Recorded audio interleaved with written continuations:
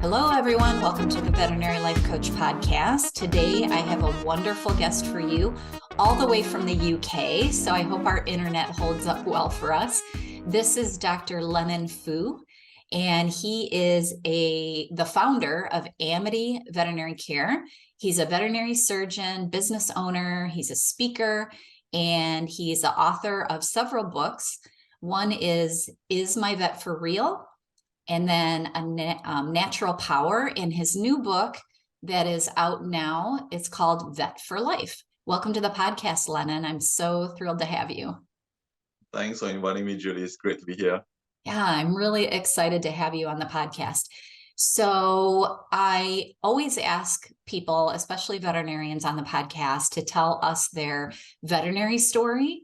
So you can start as early as when you were 2 or wherever you think is appropriate, but I love to hear how you got into this profession. So I'm from Singapore originally, and it started with a classic story which most vets would sort of have a kinship to. We like animals, and I felt that after the age of 10, I wanted to work in a space where I'll be working with animals. And in Singapore, veterinary medicine was the most obvious choice. So having read James Herriot and the likes, and that's how I sort of became sucked into veterinary medicine. So after the age of 10, I always knew I wanted to be a vet. And all my studies, my GCSEs, my A-levels were also primed towards being that.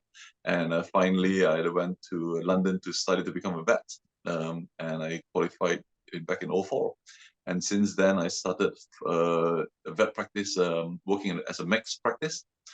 So I was doing like large animal, farm animals, horses, and pets as well. However, after 1 year was up, I knew very, very quickly that my brain wasn't that clever enough to know so many species. So I decided to... You had to narrow down a little, huh? Yeah, I got narrowed down a little bit. So, and even we know that within the small animal industry itself, there's so much to learn anyway. So I've just been doing that since. So after working 4 different jobs in various places, 4 different practices, I've also traveled a little bit using VET as a reason to travel with the Worldwide Vet Services, which is a tremendous charity, by the way, for those who like to travel using VET as a profession, to use your profession to help other animals in other countries. I highly recommend joining the Worldwide Vet Services. I went to like 6 different countries. Wow. Before I started Amity Vets back in 2017. And yeah, so far that's my journey so far, and I cannot think of a much better profession to be in, whereby it provides so much for me in terms of variety and fulfillment and achievement. The avenues for you to travel into whatever your choice is, as much as veterinary medicine, and that's where I am right now. Yeah, you're expanding your horizons, right? Because you're an author now and a speaker and all those things. So how did you go from Singapore to the UK? So very simply, in Singapore, it was out of necessity, because in Singapore Okay. there's actually no vet colleges. So Oh, all okay. Singapore vets are all overseas graduates, usually from Australia because it's much closer. But I chose UK actually because there were too many Singaporeans in the Australian vet course, and I wanted especially a foreign education. And I got You my wanted to be choice because unique. I wanted, because it's so easy. If I go to Australia, I know for the next 5 years I'll hang out with Singaporeans in the same course, because we are cliquey like that. So Okay, when I I was see. in So it was London, kind of I was pushing forced, yourself. yeah, Okay. exactly. I was forced to work with the locals, with the English, mostly of my friends. And in the entire vet college, there were only 2 Singaporeans, of which I was the only one in my year, and another one in the 4th year. So I certainly did not have the whole Singapore absorption attachment when I was at the Royal Vet College in London. So I had my wish. Oh, that's really fascinating. So why do you think that you had that thought that I need to push myself out of my comfort zone? I need to learn a different culture. Like I don't want to get into that clique, because I think that's a fascinating way to think. And like, Yeah, why do you think I, that came from?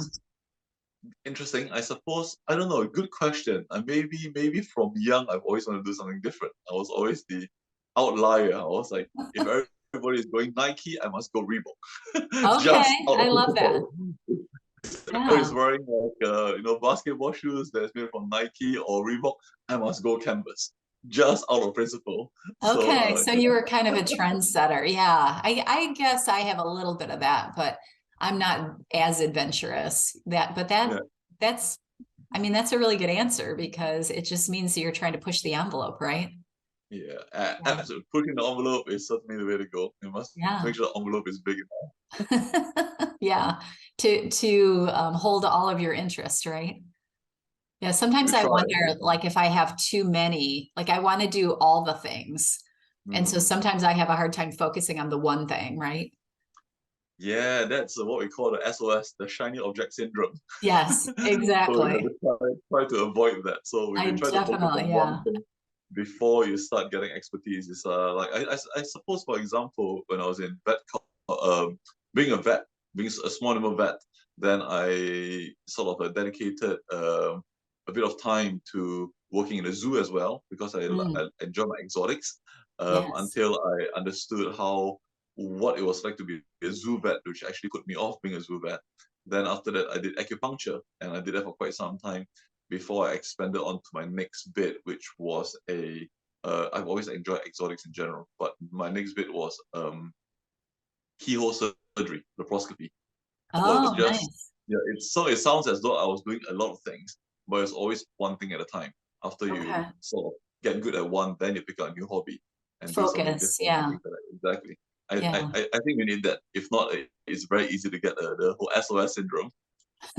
Yeah. Yeah, Yeah. Or the squirrel, like I call it squirrel, like exactly. that looks fun. And I jump off what you're Absolutely. doing. Yeah. Yeah. That's Absolutely. something I coach vets on a lot is Mm, that capacity to not stay focused on what you really want to do. exactly. I want to do everything. I know, and do it well, which is you can't. You've got to do one thing at a time to do it well, right? So Slowly, tell slowly. me about the book. I read it already, so this I have a little bit of an advantage over the listeners, right? You sent me a copy and I read it, and I think it's really, really good. Like I think people are going to get a lot out of it. So this is your third book. Yes. Tell me why this book and why now, and tell us a little bit about it. Yeah, well, I suppose the smaller picture would be in veterinary medicine. I think it may be similar over in the States as well. I feel as though right now we've got four major big issues or major crises that's affecting the vet force in UK. The first one is a quite high rate of depression. So we have got a sort of helpline called Vet Life. It's almost like the Samaritan's helpline. And it's every year it's just reporting to be doubling in number of calls. More people are seeking help and things like that. So high depression, high attrition. There are many people who are actually leaving the vet profession to do something else out of burnout or things like that. And the irony of it is not lost, whereby it's so hard to get into vet college. So the sentence of everybody wants a vet degree, but nobody wants to be a vet is a bit hilarious. Yeah, it But is nonetheless, hilarious, right? But it unfortunately, it isn't. is It's true. serious. Yeah, it is true. Exactly. Mhm. So there's the workforce workforce shortage, and the third one is there's an incredibly high number of suicides in the vet profession. And compared to other professions, we are one of the so-called leading professions in suicide, whereby vets are 4 times more likely to commit suicide to end their lives compared to the general public, and 2 times more likely than the medical profession. And the last one is the low profitability. So the classic story would be people always saying how expensive vets are, and vet bills are outrageous. And whereas the reality is that the profit margin is actually as low as 7% for many companies, i.e., if you pay £100, the minus all the expenses, the practice owner only takes back £7. So that's not exactly the most profitable business, but nonetheless, the whole idea that vets are profiteering is big. So to address these four issues, which is also partly why I set up Amity Veterinary Care, which is how we sort of work over here, I've also decided to write a book to help the vets themselves, because the reality is that we have to take responsibility. How the public sees us is how we see ourselves, because Mm, we created the yeah. crisis ourselves. All marketing is done by us. How we portray to the public, how the public sees us, is literally what we told them to see us or what we did not tell them to see us. So it is not their fault they're thinking of things like this. So all change, if we want to change in the first place, has to start within, not the outside. We can always blame clients for being ignorant and things like that. But if we don't teach, they do not know. So the whole idea behind this book is to wanting to improve the level of depression, i.e. reduce the level of attrition, definitely eliminate suicide, which is horrendous. I mean, everybody says, the classic thing that you hear also is when people go, oh, when you tell people I'm a vet, then they'll go, whoa, I always wanted to be a vet. It's such a good profession. Nah, nah, nah, nah. Then my question is, if it's such a good profession, why are people committing suicide? Right, How good is right. it? Yeah. And the last one is also to teach vets ourselves about profitability in the first place, how people want more money, but how do we get about doing that, so to speak? So Right, that was right. how I comprise all my ideas into that particular book. Into this book. Yeah. So who do you think should read it? Like anyone who's a veterinarian? What do you think Yeah, if someone's out so there and they're far, like, why should I read it, this book?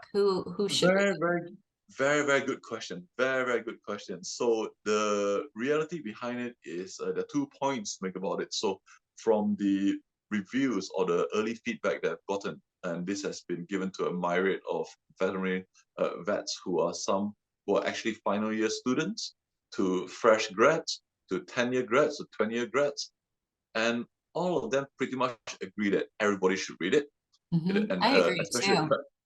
and the 20-year grads are going, I wish I had this book when I was a student. I wish I had this book when I first qualified. And Right. some people say that. And some coaches who are vets then turned coaches, they said that if I read this book, I may not have left the vet profession. Oh, So things like that. So that was quite interesting as well. So in my head, it's a no-brainer.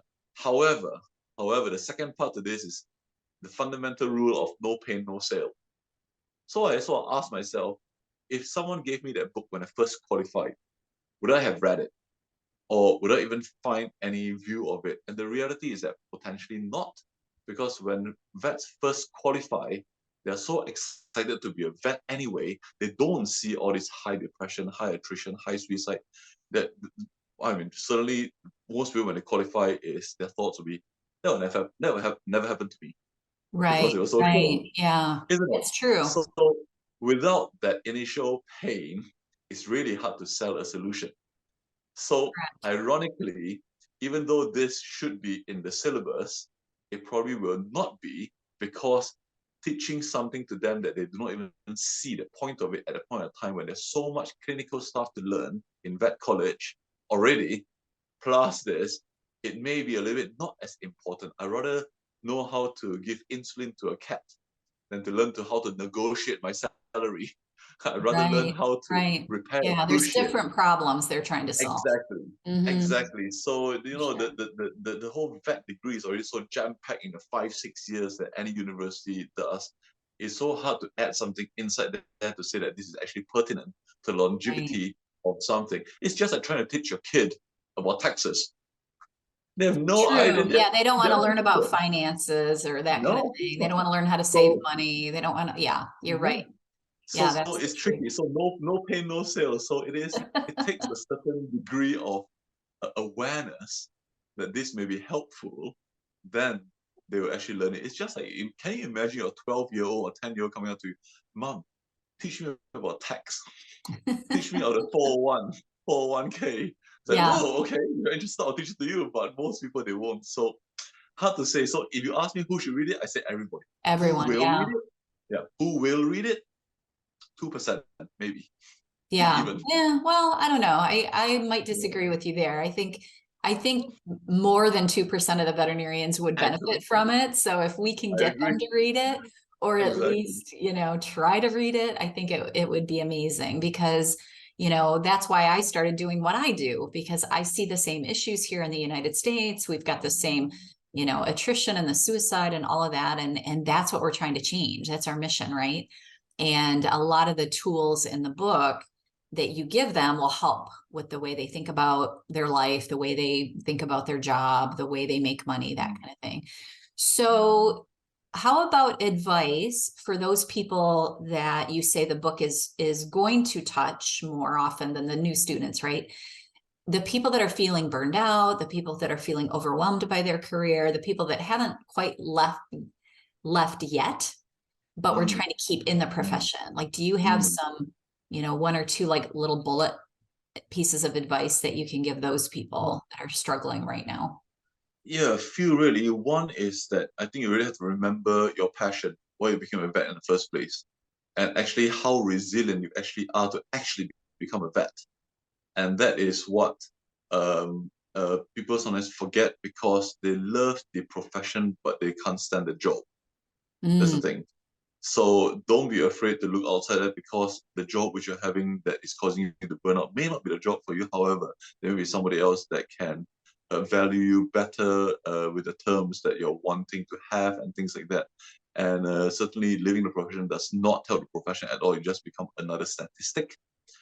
The second bit is obviously recognizing, and it's quite important, that most people they like to wear the badge of hardship, especially the old school vets, whereby they say that you're a vet, you're supposed to be on yeah, call, you're you're supposed supposed to to do suffer, 70 right? hours I a week. suffered when I was Exactly, young. Yeah, I've heard that exactly, before. That was happening exactly. So even when I started in the profession with the people that were even older than than I. absolutely, absolutely, and just recognize that that is just a school of thought, and we cannot change our problems using the same thinking we used to create them.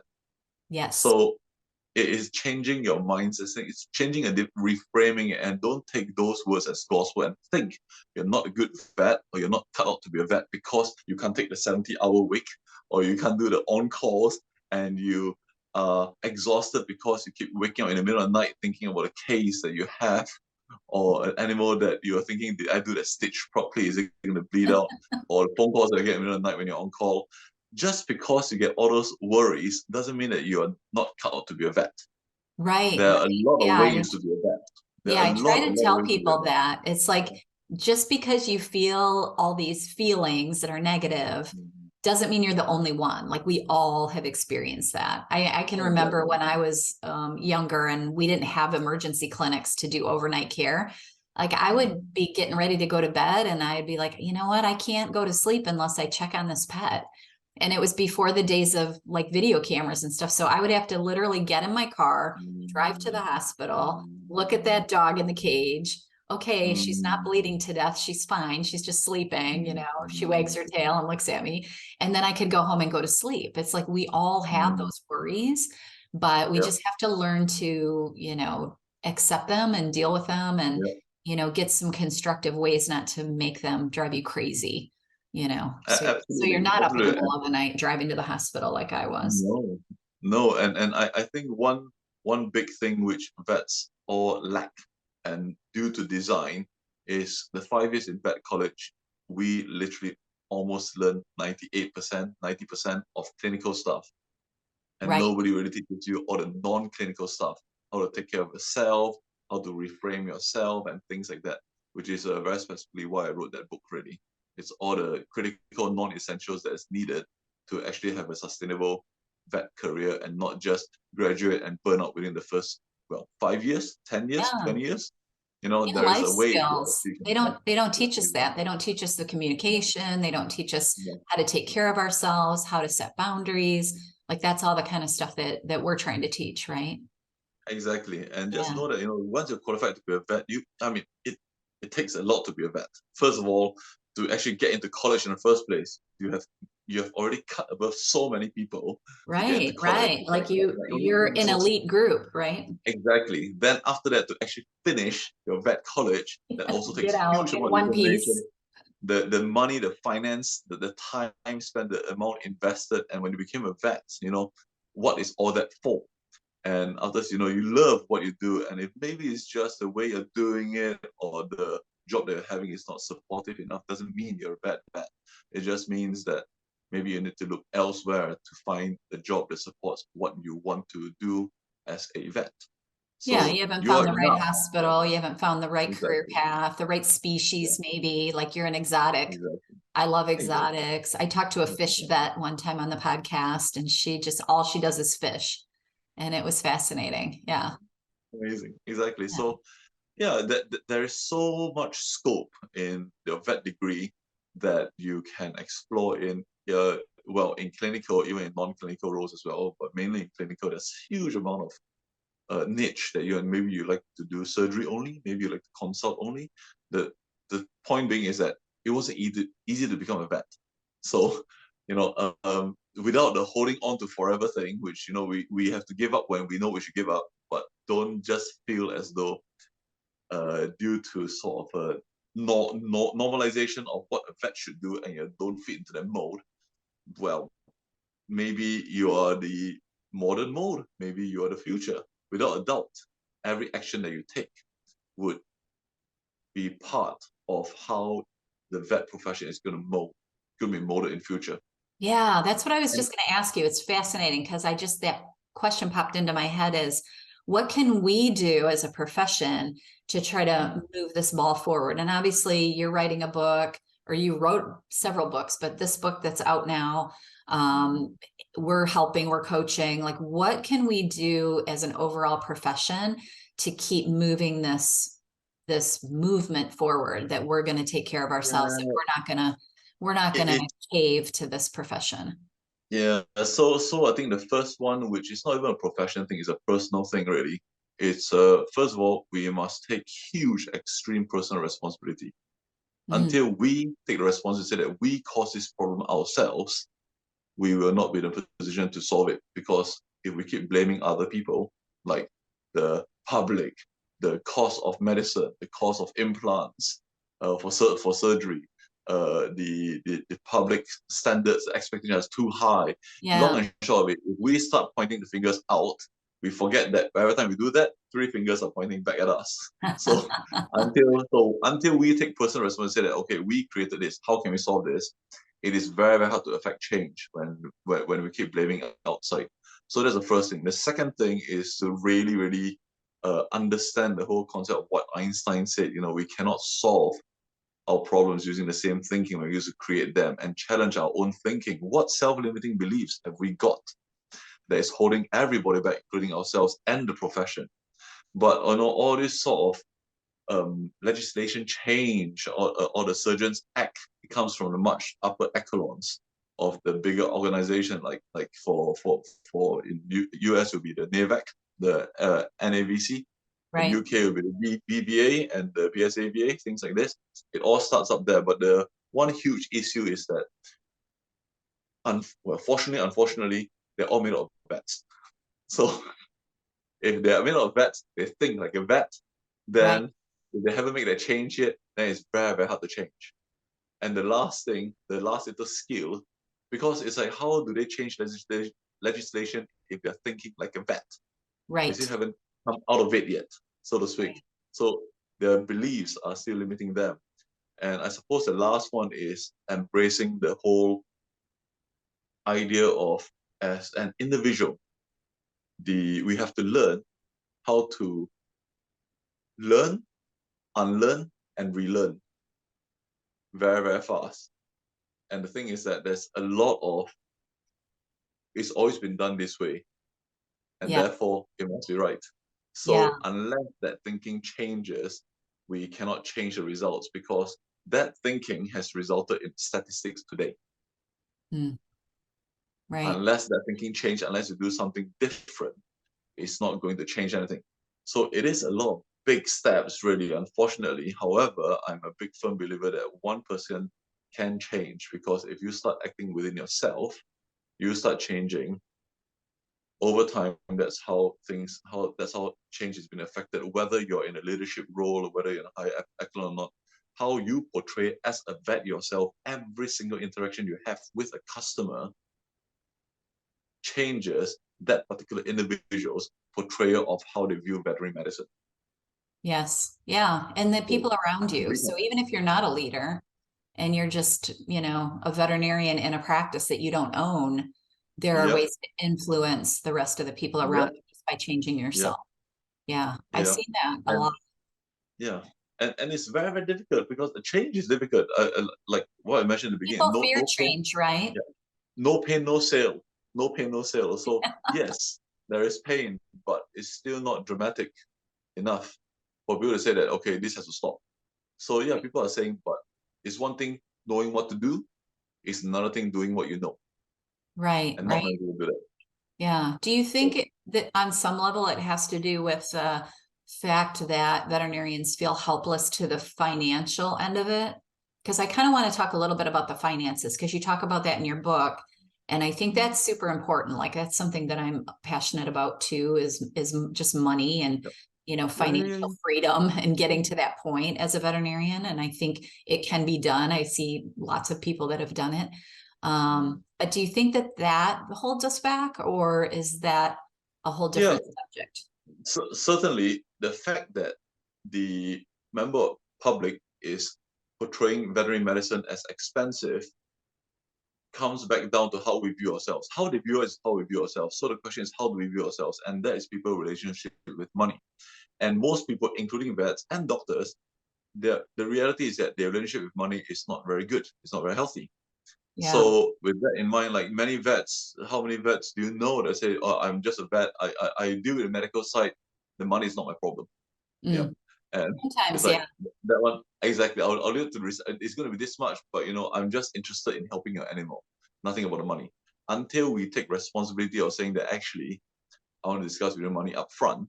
Because ironically, people don't talk about money. They say they don't talk about money all the time, and in the end, that's all they talk about. Because one of the three most common reasons for clients leaving a practice, it's money. Yeah, and sometimes One it's of them just is that money, they and don't that's communication. understand it. Not necessarily that it's Exactly. too expensive. They don't understand Exactly. what they're paying for. Exactly. And the reality is that sometimes vets, they don't understand themselves. What are they paying for? They don't understand the overhead. So if the vets don't understand, the public hasn't got a hell in chance to understand in the first place. That's why I say until we take personal responsibility, until the vets go, okay, I need to learn how is this business run? Why is my salary like this? Where's my salary from? And until you learn how to do that, number one, you cannot talk about you find hard to show your value to other people and put a number to it. This is how much a cruciate surgery costs. Right. And number two, you'll not be able to negotiate your own salary. Yeah, if you And don't people always understand want where it's more coming money. from. Yeah, exactly. You just can't go to your boss and say that, I'm 5 years qualified, I want more money. I'm 10 years qualified, I should be paid this amount. It's like you don't even know where it comes from. How do you even negotiate that in the first place? Yeah. So that's On why some level, you have to get that yeah. business person brain going, even if you Yeah. don't want to be a business owner. Like I think when I bought my practice, I knew some about business because I was always interested in it. But when I bought the practice, or I wanted to buy the practice, and I started to learn, like there's so much that you don't know. There's so many tax things that they're paying under the, radar that you don't see. Yeah. There's all the, things that break and equipment you have to buy. Like there's so much overhead. And I think most veterinarians just don't understand that, and that creates problems. And to a certain extent, how many practice owners teach their vets where did the money come from? So it's all comes back to we have to look inwards, we can't look outwards. If vets do not know, the practice owner didn't teach. Yeah, so it's on them in a lot of ways. Exactly. Yeah, that's interesting. Absolutely. Until somebody take responsibility, because it's so easy for practice owner to say that, yeah, my vet's a pain in the backside. They don't know anything about money. They keep spending too much. They want more money. They don't talk about prices. But I say, okay, but are you teaching them? You're not teaching them. Where are they going to learn it from? And are you sharing the numbers? Yeah. Yeah, I know that's uncomfortable for business owners to do, but I saw like my employees' eyes go wide when I started sharing those numbers and being like, here's how much the lights cost every month. Here's how much the phone bill is every month. Like they see their home bills that are, maybe $100 a month, and then they come and you say, oh, our electric bill is $600 a month, and they're shocked. They don't think that way. Yeah. And the thing is that if you can't even convince your employees, and your employees are thinking that, oh, the boss is making so much money, you haven't got any hope in chance that the public doesn't think the vets are making so much money, because the vets are thinking themselves the same thing. The boss is making the money. Yeah. Exactly. And they don't know the profit margin is 7%, 10%. It's like as I wrote in the book, one interesting story was one of my great clients. She owns a fish and chip van, and so she sells fish and chips. And I was asking her, so in vet medicine, the so-called converted profit margin, we're always aiming for 20%. If you get 20% profit margin, you have done amazingly well. Great. I've Yeah. known so many practices, the 15, 11%, 7%. You get 20%, you're doing very, very well. So out of interest, I'm just asking, my sort of my client say that, hey, can I just ask you, because I'm not into business, do you mind if I talk business a little bit? I was treating a dog as well. I said, yeah. What's your profit margin for your fish and chip van? You said 50%. I'm like, sorry, what was that? Oh, You, we you, should all go you, buy a you, you van, right? exactly. You mean 15%, 1 5. I said, no, Lennon, it's 50%, 50. And I said, what? So I was appalled, because from all that I learned is the vet converted is 20%, and we've not even got there yet. And the Right. practices that I worked in the past never ever got there. And they were doing very, very well, turning over millions, but still about 15, 16% profit margin. Mm-hmm. So after that, I dug a little bit deeper. So I said, can I just ask you, how much was your turnover last year? And she said, well, it was about sort of 80K. So I said, do you mean to tell me you took home 40K from the 80K because 50%? So yeah. Yeah, I thought to myself that, wow, okay, if let's pretend I've attained the 20% profit margin that I wanted for my practice. Okay, it means that I have to turn over 200K to get 20% to get a 40K. Right. Except that now I've actually done more than 83K a year. And UK, we have this thing called the VAT, the value added tax. It's a government tax. And that's 20%, i.e., I have to turn over 250K to pay off the VAT and take home 40K, because I've made my business such as 20%, the coveted 20% profit margin, which not many practices make, to take on that. So I was thinking to myself, if my 10-year-old son comes up to me and said that, Dad, I want to earn 40K, how do I go about doing that? And you look at two choices. One, you can go and own a fish and chip van, you turn over 80K, you get 40K, or you can become a vet and you got to turn over 250K to earn the same 40K. Go figure. Wow. Yeah, that's not right, huh?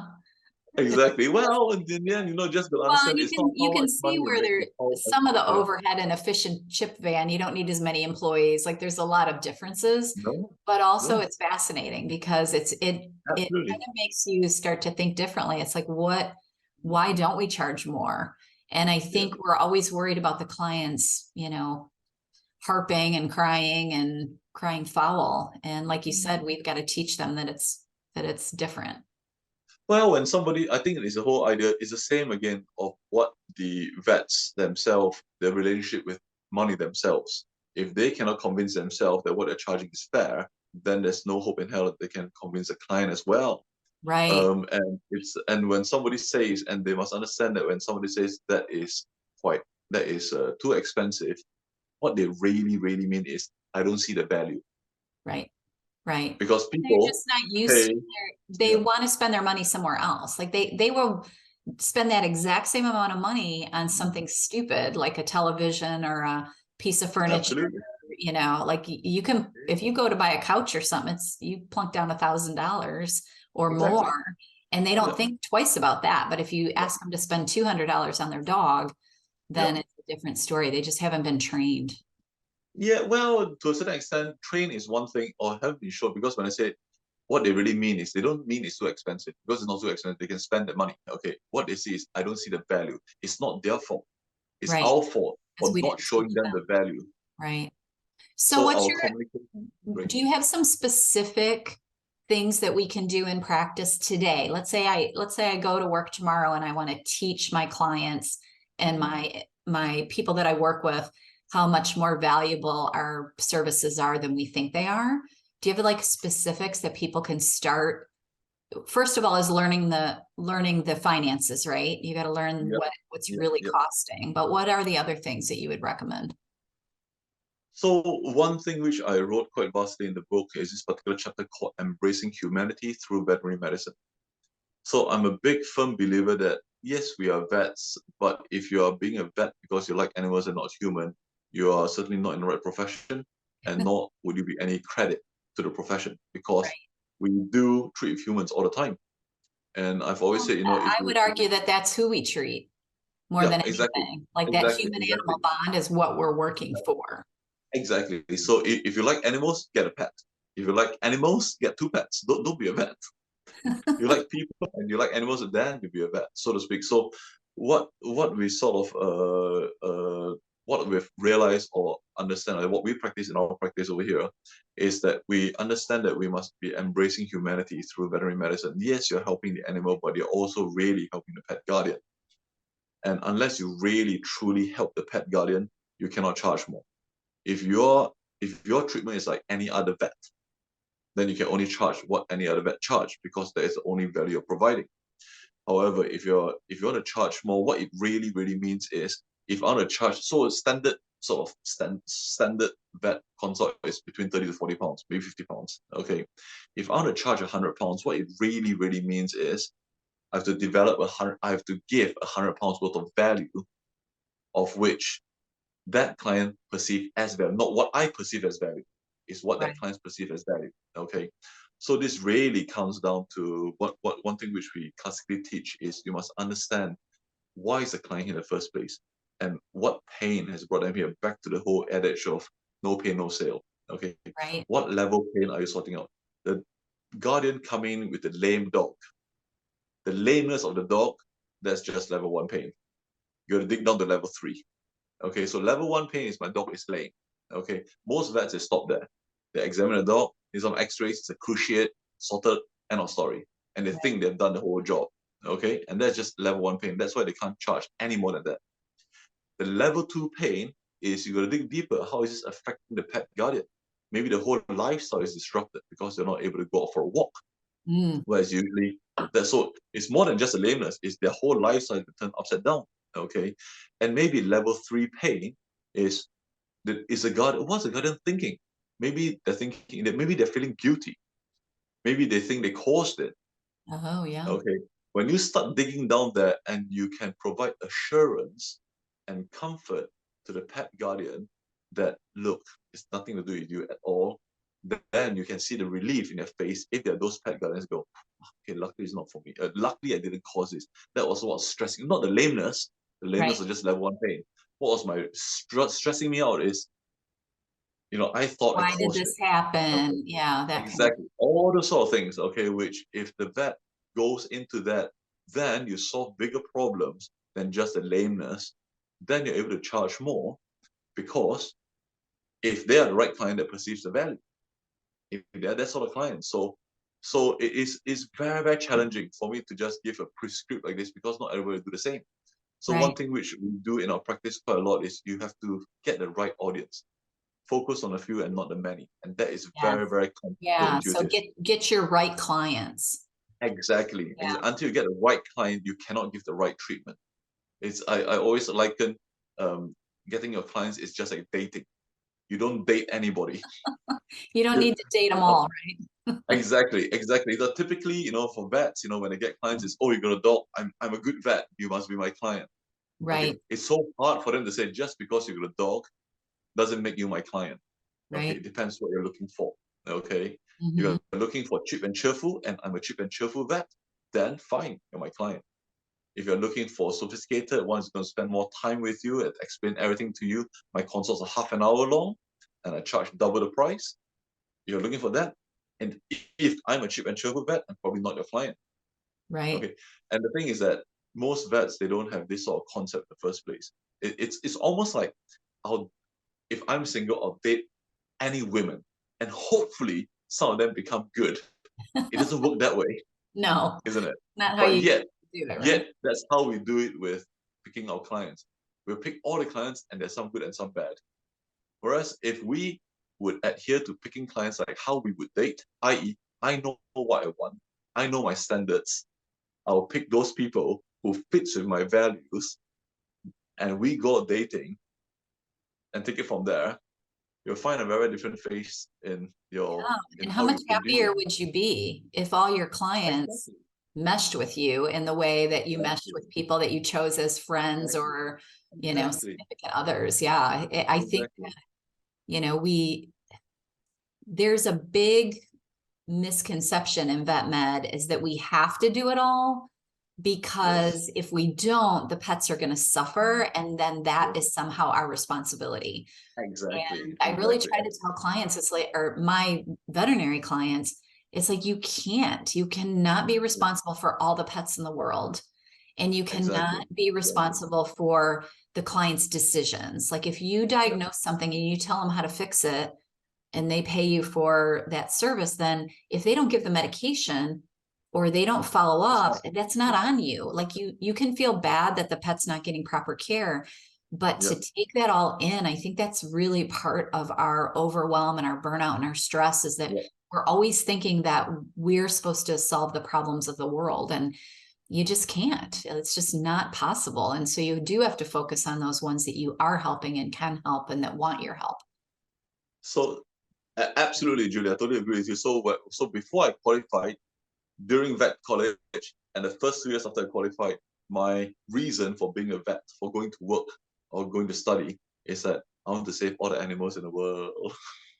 Classic. Okay. Yeah, After right. We have this big yeah, picture of exactly. we're gonna save the world. Af- Yeah.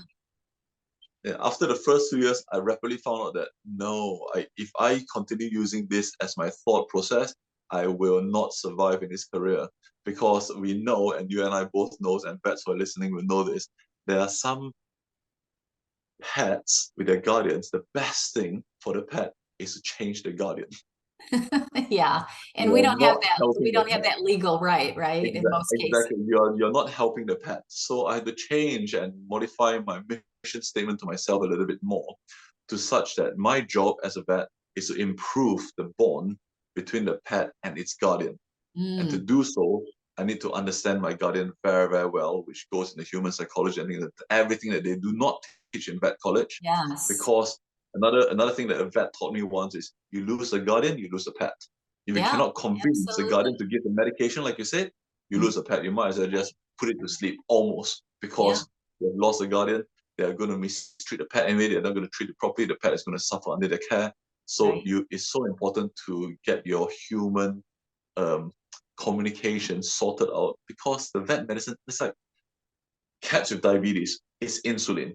No matter how you vary it, you give insulin. So Right. that is almost that simple. Yeah, It is we how you know how to do convince. that, right? Exactly. It's not rocket That's science the easy anymore. bit. It's like, well, how do you convince its pet guardian to invest in the insulin, the buying of the product, keeping it in the Yes. fridge, drawing out the amount every day to give the cat twice a day? That is the art of it. Yeah, That is the winning craft them of it. over so they want to do what you tell them to do. Yeah, Exactly. I've always said Exactly. that. I said they should put us through a psychology course in vet school. Like the communication part is different than like understanding who your client is and what motivates them and what they want. And, like a person comes in with a dog with diarrhea, they're not really worried about the dog. They just spent No, all night cleaning it up in their house. They're worried about their carpet in their house. And so exactly. if you can get on that level with them and say, okay, I get this. I want to solve this fast for you, because who likes doing that every night with their dog and being up and cleaning up their white carpet or whatever. And so if you can go to that level, then they'll pay you any amount of money. Or dig down even further if they are Yeah. concerned that they caused the diarrhea themselves. You assure Yes. them that no, it is not. It's nothing to do with you at all. So don't feel Right. Here's guilty. what we're going to do. And you can Exactly. get them to buy into the plan. Then, Yeah. yeah, I think that is the key. And if we could, Yeah. teach everyone that psychology piece, that communication piece, and it's not even empathy, I don't think. Like we keep saying we need to be empathetic. I don't think it's that. I think it's more of a, like, what are they focusing on? What does the Yeah. client want from us? Not the dog to be healthy. They just want that diarrhea stopped so they can quit messing with their carpet, right? Exactly. And more than that is there's a spin-off to that as well. So this is exactly what I mean by embracing humanity through veterinary medicine. So just using veterinary medicine as a platform to engage with other humans, to embrace the whole idea of humanity itself. And a spin-off from that is that another thing that many vets say is that they don't feel fulfilled. They don't get the acknowledgement that they want, Right. because many vets, they're looking at from the animals. Yes. And Yeah. that's a problem. You can't It's always like save if them all. there is Right. yeah, if there is a feisty cat that it's gonna hiss and scratch, and you have given it pain relief and antibiotics because it's got an abscess, it's got an infection, and you solve that problem. The reality is that the cat is still not going to be grateful to you.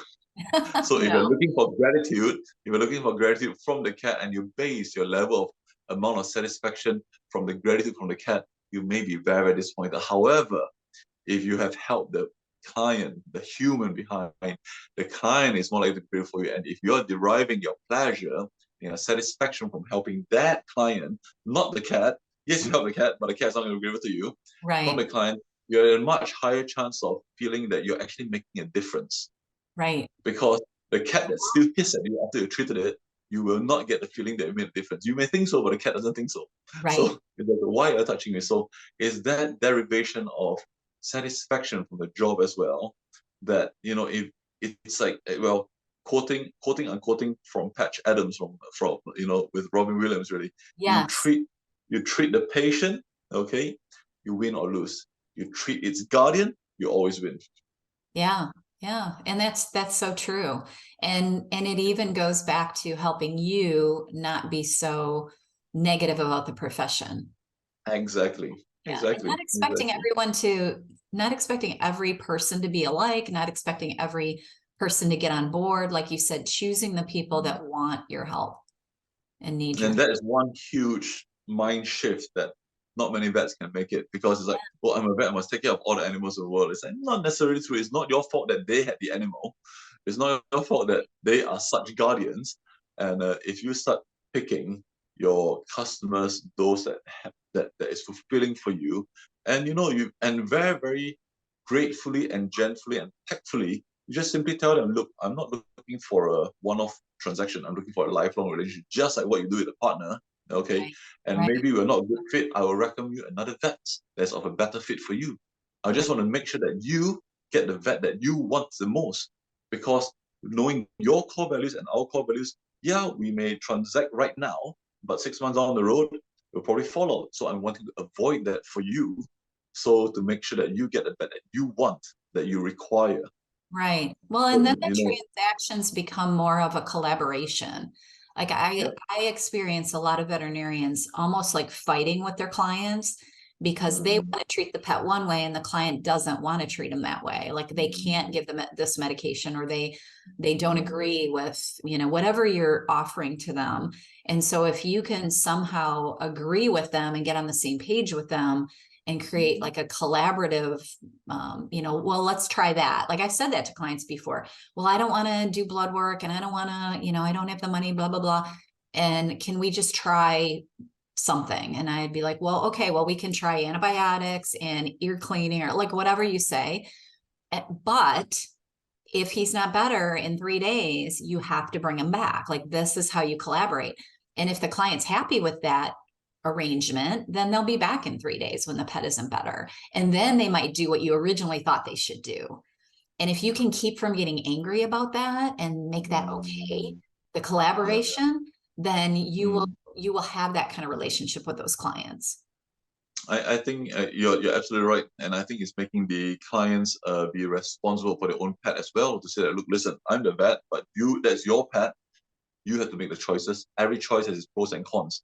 Right. As long as we are happy with the choice and we're happy with the pros and cons, we accept the consequences. If it does not work, let's continue. And Right. obviously, as a vet, we're at a place where we say that as long as there's no any endangerment or infringement of animals' welfare, we can work with that. Right. So to speak, and that's where totally. But that is all client communication, nothing to do with the animal at all. It This is has all nothing to do with the clients. animal. Yeah. It's all client. That's why if you're in this profession because you love animals but don't like people, wow, difficult. You'll struggle. You'll Yeah. struggle I've very, always very said badly that. because you will not see the I point. always said people are animals.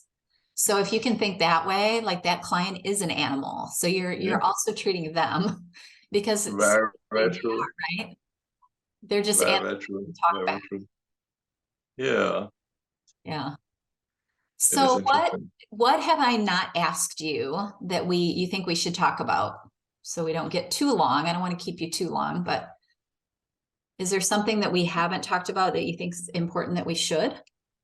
Yeah, I think it's just the whole idea that, if you're a vet, you're listening to this and you are seeing what's happening to the profession and you feel you're going to do something about it, know that you can make a difference. Yeah. It's, you know, you don't have to wait for some big gesture from somebody else to change the rules or something like that. Every single vet, you can make a difference. And it starts, then the beauty of it is that it starts within. Yes. Because if you can find a way to make yourself fulfilled, then you can start fulfilling other people, and you can start helping the profession in a very positive manner and light. And maybe it's time to educate yourself to learn more about finances, so you can, number one, explain to people why are vet bills so expensive, or more importantly, how you can control potentially your own finances, your own salary, because you can apply that to yourself as well. And that is good, and that's important. And how you are, the fact that you're a vet, you know so much more than other people already, than your clients, and what you say is of value, because there's also a lot of potential imposter syndrome going around. And Yes. how people feel like, oh, maybe I'm not cut out for this, and also who am I to make a change? Who am I to make a difference? Well, the truth is, you are you, and if not you, who? If not now, when? Right. There's not going to be a grand gesture that's going to change all these problems away. It all starts. That's the beauty of it. You have got the power to do so in your own little way, and it's not little at all. Because every action you take, every client you convince, every client you sort of let them know you give the value to of what vet medicine really is one step towards a public changing that. Because this whole entire perception right now, how vets are rip-off and all these sort of things, it's not an overnight change as well. It took years and decades to come to here. So we cannot undo what has been changed. We cannot undo what's been done in decades, but we should be taking necessary steps to do so. Right. Yeah, that's beautiful. Yeah. It's so true. And a lot, like you said, it starts with you. A lot of it is just you being aware of the good and not always focusing on the bad too. Like our brain is trained to catch all the bad stuff, but we've got to retrain it. Exactly. It's a negative bias, isn't it? I suppose, to be even more specific, if you're an employer, make it your job to train your team very, very well in all aspects. Make them understand why things are the way it is, rather than saying that this is how much it will be and that is the reason why, and there's no good reason to that. So teach them, show them, because they would want to learn. The more you can empower them with the education, the more they can empower themselves and empower the clients. If you're an employee, okay, you're also in a great position to empower your employer as well, okay, to say, just go up to your boss and say that, can you tell me more about finance in the practice? I'd like to know more, because I like to understand more, so I can educate my clients more, so I can make more money potentially for you, more revenue for you. And if I do that, then will you consider, negotiating my salary and things like that? If I bring the value, and I'm always going to bring the value first, not the other way around. Right. Not So, just, I've been here a while, I need more money kind of thinking. Yeah. Exactly. And maybe your employer, if you start hearing an employee say that, wow, okay, look, this is a go-getter, this is somebody who wants. And if your employer is not an idiot, this is a caveat. If your and employer there is are not an some idiot, out there. They're not all idiots, but yes, I mean, you and I know that they're not all idiots, but there are some. Yes. Then maybe you would even have convinced yourself that this may not be in the right environment for you to stay in the first place. Sure. And you look for a different job, and you do Well, have and the there's freedom. power in that, right? Like if everybody migrates to the bosses that treat them well, then at some point, those bosses that don't treat you well are not going to exist anymore, because they can't run their hospital without people. And so No we pain, all no sale. Exactly. towards the same kind of mission, then eventually the dinosaurs are going to die off, right? Yeah. So know that you can make a difference. Every single in the DVM. You're a DVM, you can make a difference. Yeah. You're already more qualified than somebody who's not a DVM. Yeah. Veterinarians are powerful people. They really are. That's why I love meeting them so much, like this on the podcast. I mean, it's been great talking to you and lovely to meet you. Will you share again the book and where people can get it and where they can look you up so they can get more information if they want to? And maybe we'll get together again on the podcast, but share what you want to share so they can ask you more questions and get the book. Yeah, so very simply, the book is called Vet for Life. Yeah, and it's available on Amazon, both in paperback and Kindle, potentially soon on Audible as well. If you want to find out more about me, you can join me on social media, either on LinkedIn or in Facebook, just Lennon Fu, or you can just go and Google Lennon Fu Vet as well. That should bring you to the few web pages that we have, so to speak. Awesome. Anything else you want to add, or we'll wrap it up? It's been a pleasure, Julie. It's been so much fun, and it's been great meeting you, and I love the book. So I hope everybody goes out there and invest some time to read it. It's easy to read. It's got great stuff in it. I encourage everybody to take a peek at it. Thank you very much, Julie. It's been great. Okay, everyone. I appreciate your time and attention and talking to Lennon with me. And I hope you all have a beautiful week. Bye, everybody. Bye, Lennon.